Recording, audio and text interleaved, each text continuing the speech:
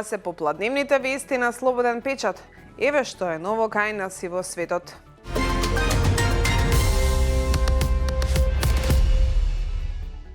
Во касарната Страшо Пинџур во Скопски Петровец денеска беа представени 17 нови лесни оклопни возила Страјкер, набавени од Соединетите Американски држави како дел од договорот за опремување на македонската армија со лесни оклопни возила. Премиерот Кристијан Мицкоски рече дека со овие возила значително ќе се зајакне капацитетот на македонската армија. На прашањето каква е безбедносната состојба во државата поради војната на Блискиот Исток, Мицкоски одговори дека е стабилна и дека власта има целосна контрола.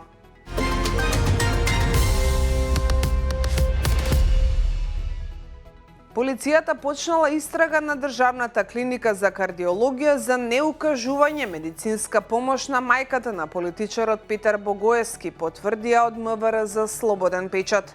Истрагата се води против медицинската сестра што го пријави Богоевски дека и се заканувал.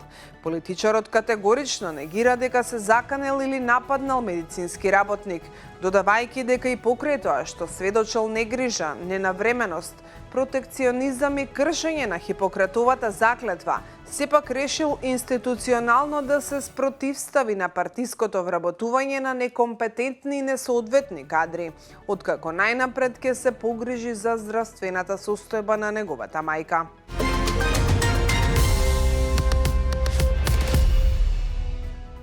Новиот извештај за 2025 година на Комисијата за заштита и спречување од дискриминација, исто како и лани, покажува дека дискриминацијата е непроветрена од јавниот сектор. Водачи дискриминатори се државните органи, општините и образовните институции. Најголем број утврдени случаи на дискриминација во 2025 година се во јавниот сектор, односно 70%, а дискриминатори се и самите институции, раководителите и луѓето што работат во нив. Највеќе случаи се во областа на работата и работните односи, а потоа следат образованието, науката и спортот, пристапот до добра и услуги, како и областа социјална сигурност.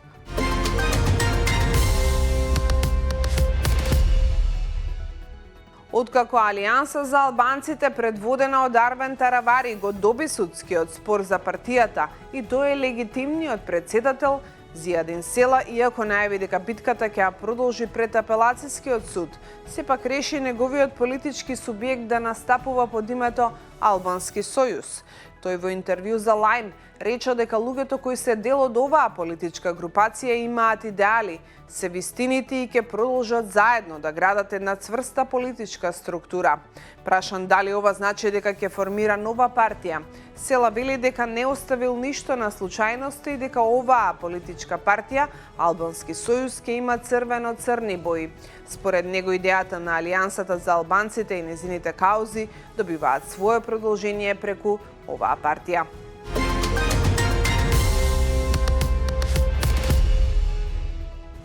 Цените на зеленчукот деновиве достигнаа рекордни нивоа. Црвените домати се движат од 250 до 280 денари за килограм, додека розовите се продаваат за 330.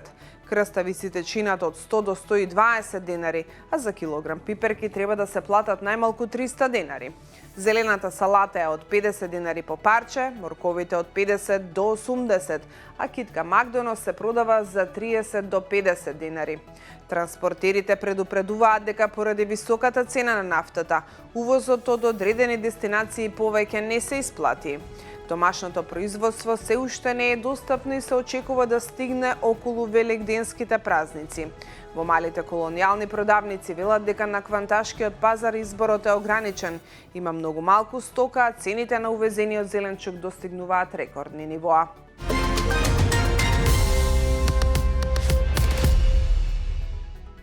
Ужасни се сликите кои денес можат да се видат доколку се помине покрај патот кон Теферич, кој иако пред еден месец пропадна и беше затворен за сообраќај, додека да се најде решение за ова проблематично место кое низ годините постојано се свлекува.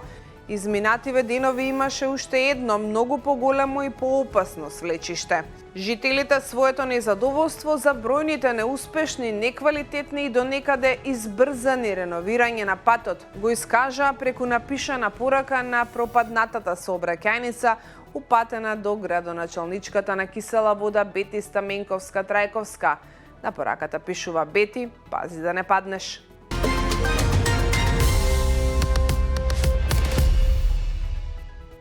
Иранската војска тврди дека нејзините крстосувачки ракети успешно го погодиле американскиот носач на авиони УСС Абрахам Линколн, објави иранската новинска агенција ИРНА, пренесуваат регионалните медиуми.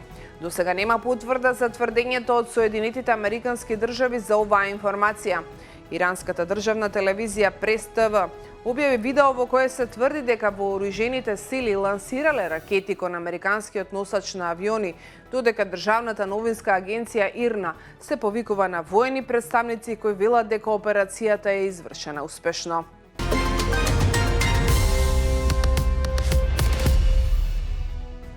Руски дрон погоди лоџак на електрана во Естонија, соопшти утро во службата за внатрешна безбедност на земјата, пренесе Евроньюз.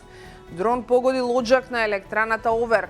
Никој не е повреден во инцидентот, се вели во соопштението на службата за внатрешна безбедност позната како ИСС, додавајќи дека дронот влегол во естонскиот воздушен простор од руска територија.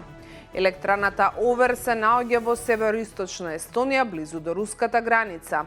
Обвинителството соопшти дека дронот не бил намерно насочен кон електраната Овер или кон Естонија воопшто.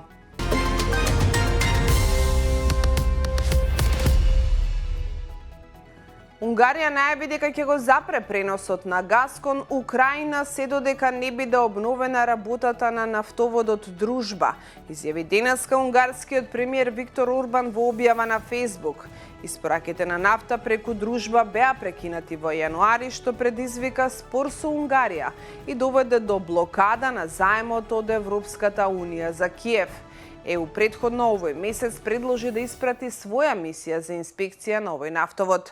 Украина подоцна соопшти дека го прифатила предлогот на Брисел за техничка помош и финансирање за обновување на испораките преку оштетената траса.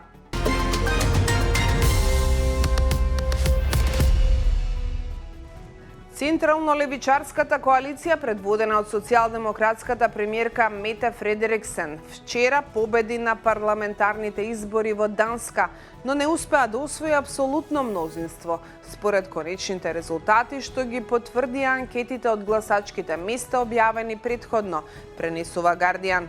Фредериксен, која е на власт од 2019 година, во последните месеци имаше корист од нејзиниот цврст став кон американскиот претседател Доналд Трамп за прашањето за Гренланд, но многу данци негодуваат поради нејзиниот фокус на меѓународните работи и ја обвинуваат дека ги занемарува домашните прашања во услови на криза со трошоците за живот.